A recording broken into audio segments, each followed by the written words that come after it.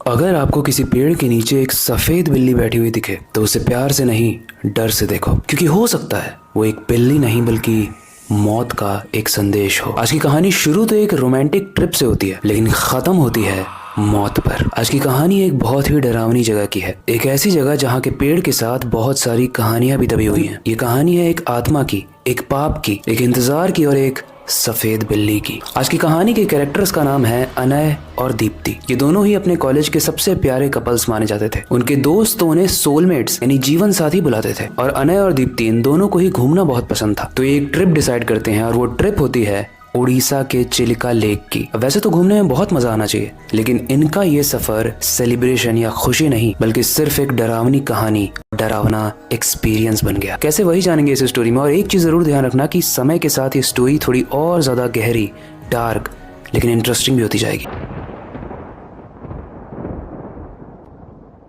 जिस दिन ये लोग ट्रिप गए थे उस दिन कुछ दिनों तक तो सब कुछ नॉर्मल था, ठहाके लगाकर हंसना, सेल्फीज लेना और थोड़ी बहुत खट्टी मीठी मस्ती करना। लेकिन जब अनय ने रिजॉर्ट का देखभाल करने वाले इंसान से ये सुना कि यहाँ जंगल के कोने में एक पेड़ है, एक पेड़ जिसके बारे में लोग बात करने से भी डरते हैं और उस पेड़ को मौत का दरवाजा कहा जाता है। जब अनय ने इस चीज को सुना तो किसी भी इंसान की तरह उसके अंदर भी एक क्यूरियोसिटी, जानने की इच्छा जागी। जब अनय इस कहानी को सुन रहा था तो उसने सुना था कि उस केयर टेकर ने एक चीज बोली थी कि शाम के अंधेरे के बाद तुम्हें उस जगह पर नहीं जाना है। लेकिन वो कहते हैं ना गाइस, प्यार में लोग अक्सर लॉजिक नहीं सोचते हैं।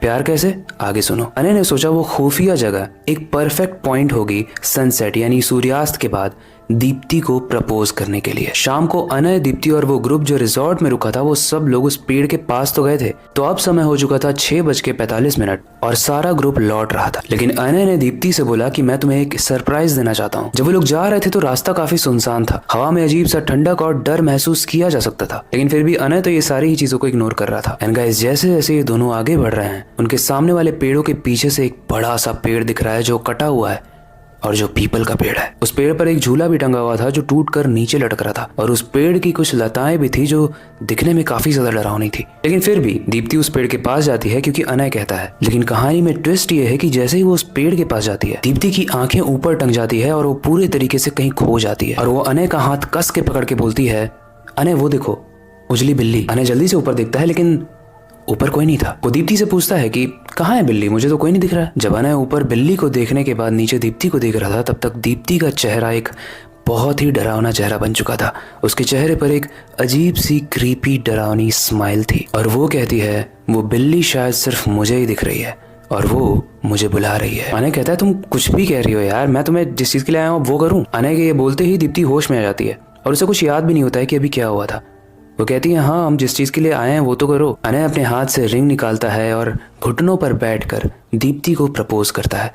वो मोमेंट दिखने में तो बहुत रोमांटिक दिख रहा था, लेकिन सिर्फ उन दोनों के बीच में, क्योंकि कहानी में एक ट्विस्ट है जो ट्विस्ट उस एनवायरमेंट से आ रहा है। क्योंकि कोई तो था जो वहां छुप कर उन्हें देख रहा था, जो उनकी खुशी से चल रहा था। लेकिन फिर भी वहां उनको कुछ नहीं हुआ। वो दोनों वहां से सेफली अपने रिजॉर्ट में जहां वो लोग रुके थे वापस आ गए। लेकिन उस दिन उस रिजॉर्ट की लाइट्स बहुत ब्लिंक कर रही थी और बहुत तेज आंधी चल रही थी। वहां का केयर टेकर ऊपर आके उन दोनों से पूछता है कि तुम दोनों इतना लेट आए हो, कहीं पेड़ के पास तो नहीं थे। अनय बोलता है नहीं नहीं, हम लोग पेड़ के पास से थोड़ी आ रहे हैं, हम तो बस वहीं आसपास ही कहीं थे। और रात के 2 बजे एक बहुत ही डरावना सीन होता है। दरअसल रात के 2 बजे जब अनय की नींद टूटती है तो वो साइड में जब देखता है तो दीप्ति वहां पर नहीं लेटी हुई थी, बल्कि वो ऊपर थी। यानी पंखा जहां लटका था वहीं पर दीप्ति भी खड़ी थी। और मैं खड़ी इसलिए कह रहा हूं क्योंकि दीप्ति उल्टी खड़ी थी और नीचे लटक रही थी। अनय जैसे ही इस दृश्य को देखता है उसके रोंगटे खड़े हो जाते हैं, वो कस के चिल्लाता है। लेकिन जब थोड़ी देर के बाद वो शांत होता है तो वो देखता है कि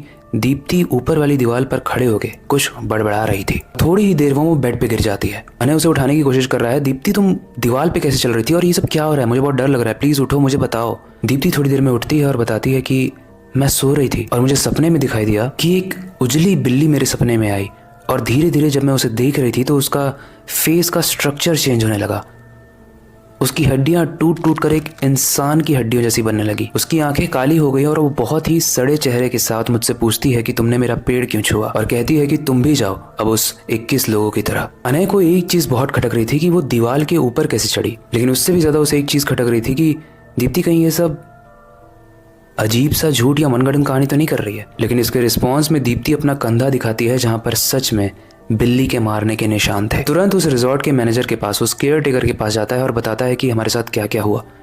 वो केयर टेकर बोलता है, मैंने आप लोगों को मना किया था, मैंने आपको मना किया था कि उस पेड़ के पास रात में मत जाना। और फिर वो केयर टेकर वो कहानी सुनाता है जिसकी वजह से वो पेड़ भूतिया है। दरअसल ये पेड़ अपने जमाने में बहुत ही बड़ा और विशाल हुआ करता था, लेकिन एक बार एक औरत की इज्जत के साथ जब खेला गया तो उस औरत ने ही इस पेड़ के ऊपर से कूदकर सुसाइड कर लिया। उसके बाद से यहाँ के लोगों के साथ बहुत ही अजीब अजीब हरकतें होने लगी, जिसकी वजह से यहाँ के लोगों ने उस पेड़ को काट दिया। तो जितना पेड़ आप देख रहे हो अभी, उतना पेड़ नहीं था, ये बहुत बड़ा पेड़ था। जब इस पेड़ को काटा गया तो ऐसा माना जाता है कि बहुत तेज आवाज़ सुनाई दी थी, और जो भी उसके पास जाता है तो वहाँ तो वो उसे कुछ नहीं करती है, लेकिन वो एक बिल्ली बनकर उनके घर में आती है और उनके सपनों में तंग करती है और उन्हें खा जाती है। उस रात इन दोनों को समझ में आया कि क्यों इस पेड़ के पास नहीं जाना चाहिए था। अब ये सब कैसे ठीक किया जाए, उस बिल्ली को कैसे अपने सपने से निकाला जाए, ये तो उन्हें नहीं पता था।